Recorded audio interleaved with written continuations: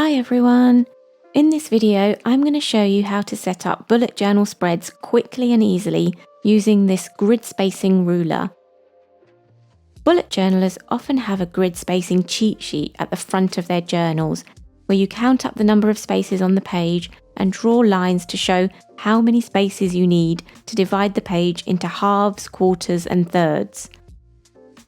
I'm a bit too lazy to set this up and to flick back to it every time I want to set up a new spread. And I find that I still have to count up spaces every time I want a new spread anyway, so why not use a ruler instead? The ruler is for A5 journals with 38 spaces down and 26 across like Archer and Olive and Maisie Lane, and it's designed to help you set up equally spaced columns and rows quickly and easily. If you're drawing rows, for example, there's an arrow at the top to indicate that the ruler needs to be lined up here with the first dot on the page.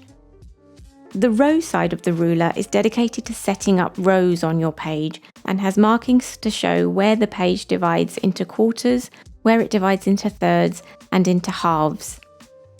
I'm now going to set up some weekly spreads for February to give you some ideas for some really quick and easy layouts and to show you how you can use the grid spacing ruler. The first setup is a super easy one to divide the page into halves using the 2 markings on the ruler. Use the ruler and a pencil to mark off where the 2s are. Then use the column side of the ruler. Line the arrow up with the first dot on the left-hand side of the page. Line it up with the dot that you've also already marked and mark off the 2. You've now very quickly found the centre of the page. That's all you need to do for this simple weekly spread. You then grab a pen and draw a vertical line downwards through the centre, followed by a horizontal line across. I like double page weekly spreads to give me more space, so I'm extending the horizontal line to the right-hand page too. Then use the ruler to quickly see where you need to put the vertical line and draw a vertical line down on the right-hand page. You now have 8 sections for your weekly spread. You can use one for each day of the week and one for notes, tasks or goals, or you can use one of them to write up the month like I am here, with the dates that fall into that week, and maybe even a mini calendar if you like having calendars on your weekly spread. If you like to decorate your spreads or have themes, you can add them here too. I did some simple pink flowers for February, which you might have already seen in my February plan with me. I'm adding some of these here in the first box. Then add your titles, in this case the days of the week in each box and the date. And that's the week setup, quick and easy. Now I'm going to show you another easy layout, which is just a slight variation to the first one, using the number 2 on the ruler again. Mark off the 2 halfway down the page with the row and column sides of the ruler. Find the centre of the page again, and this time draw the line down and across faintly in pencil. Do the same on the right-hand page. Next, you're going to use your pen to draw 4 boxes inside each of the 4 sections on the page, leaving a border around each box to create some white space between them. To make it really clear, you can mark off where you want your boxes to start and finish, leaving a row of space above it and below it and on either side. Then draw your lines to create your boxes. For this weekly spread, I'm going to mix things up and only have 6 sections instead of 8. So I'm going to leave the top half of the left-hand page empty instead of drawing the 2 boxes there. So there are 2 boxes on the left-hand page and 4 on the right-hand page. The space at the top of the left-hand page can be used for anything you like or anything that you want to have on your weekly spread. I like lots of white space on my spreads for a cleaner look, so I just put in February and the dates for that week.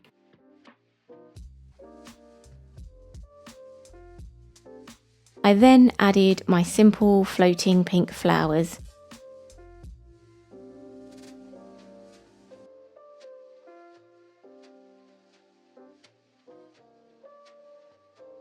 Finally, For a weekly spread, add the days of the week to each box and the dates.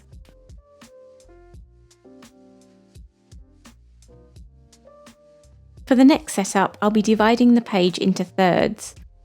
Line up the arrow with the top dot.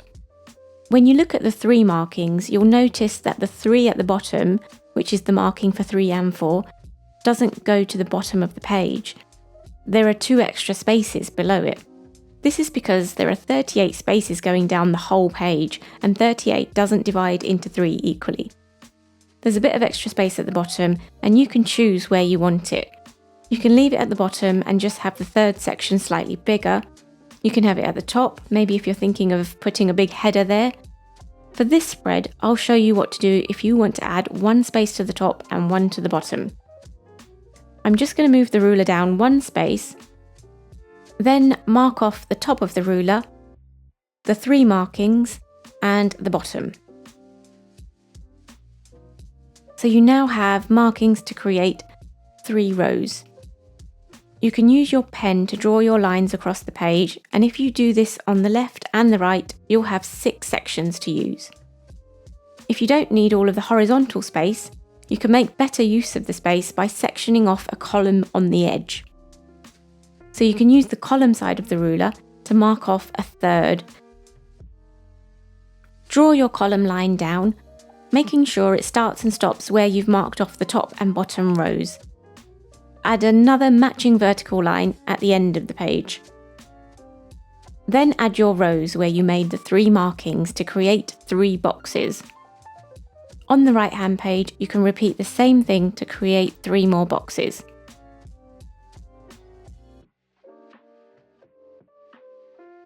Now you have a total of 6 boxes, split equally across the 2 pages and some space on either side.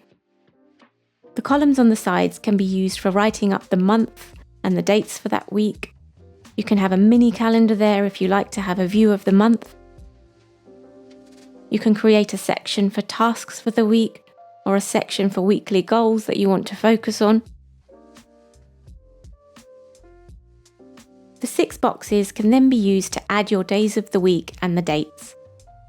Quite often people don't need as much space for weekends, so for a 6-box layout you can combine Saturday and Sunday into 1 box to represent the weekend. The columns are also a good place to put any doodles or decorations related to your theme if you like to have themes. This layout can also easily be created with white space in between the boxes using the ruler.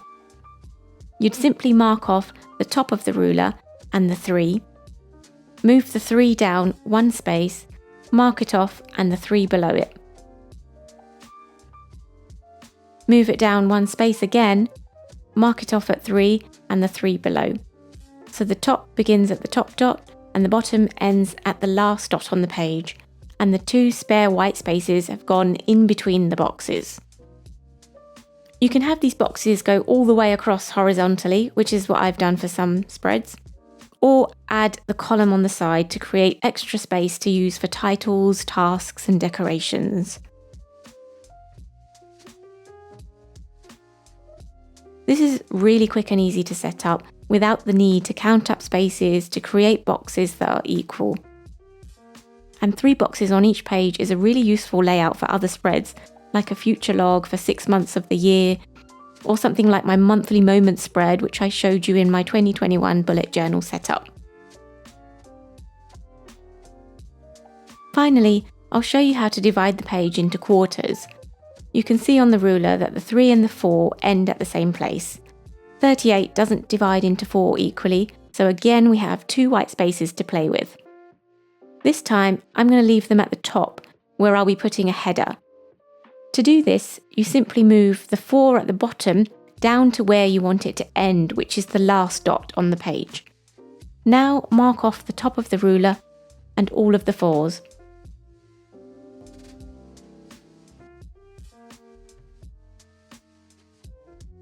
I'm also going to mark off a quarter column to use as a guide for where I want to write the date, so it just looks a bit cleaner.